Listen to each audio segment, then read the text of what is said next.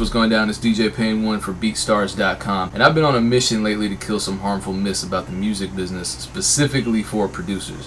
And probably the most controversial topic in production has always been sample clearance. Now, I've spoken extensively about copyright, and I keep explaining that it's perfectly legal to copyright a beat that contains uncleared samples, just the same way as it's legal to copyright a book that may contain unauthorized photographs in it, pending publication, of course. But the argument continues. And hopefully, if you're watching this video, you can be part of the solution to killing this myth once and for all by either sharing this video or the article that inspired it. Now, the controversial issue here is whether or not producers must clear samples before selling sample-based beats. And I've made videos on the topic before, but there was this great article on djbooth.net. It was an interview with Deborah Manis Gardner, who has, over the past couple decades, cleared quite a few samples for popular artists, I think Drake and so forth. Before I go any further, the myth is that producers have to clear samples on their own before selling the beat to, say, a label or a rapper. That's not true. They don't have to, and I've said this a million times. But let's go a little deeper into it. First of all, if you're reading the article, what will strike you is that Deborah Manis Gardner is talking about her work clearing samples for songs, not for beats, which should kind of tip you off. But let me continue.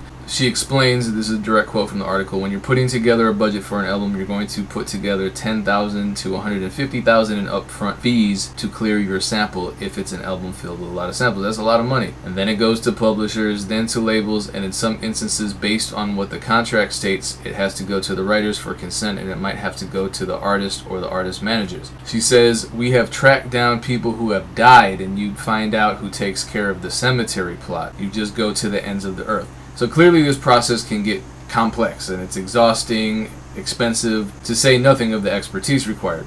So when I think about that whole process, I don't even, as a producer, I don't want to do that. But a lot of producers, of course, constantly comment on my posts, my videos, claiming that I'm wrong about sample clearance and that producers have to clear their samples before they can sell the beat. A lot of people really believe that selling a beat with an uncleared sample in it is a criminal offense. For example, while I was searching for the DJ Booth article, I've forgotten the title, so I stumbled on an old Future Producers thread in which a user asked, is it legal to sell sample beats? Now, right away, another user comments that, well, the person that plans to release the material commercially is responsible for clearing the sample, not the beat maker. Now, that's a true statement, but let me amend it a little. Instead of saying the person who plans to release the material commercially, I'd say the entity who plans on publishing the material, because it could either be a free project or a commercial project, and either way, whatever that entity is, which is 9 out of 10 times a record label, has to clear those samples. Now, just to show you how deep this controversy goes, that one comment should have shut that whole thread down, but it continued for 28 more pages with people getting angry as hell, swearing on their lives that a producer has to clear a sample before selling a sample-based beat. People are giving each other legal advice. They're talking about things they know nothing of. Let's think about what Deborah Manis Gardner is saying in this DJ Booth article. She, on behalf of the label and the artist who wrote the song,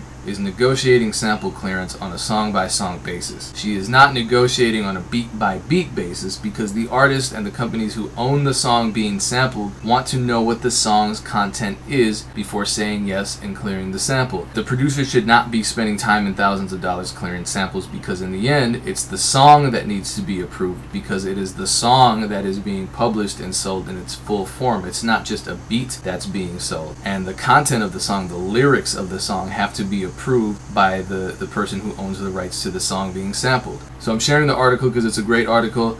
Check it out, read it, arm yourself with knowledge. But at the end of the day, believe what you want, because it seems as though there are enough people out there on the internet who are invested in not only keeping these myths alive, but spreading them to the producer community and bringing our intelligence level down. And that type of ignorance in the long run is even more costly than sample clearance.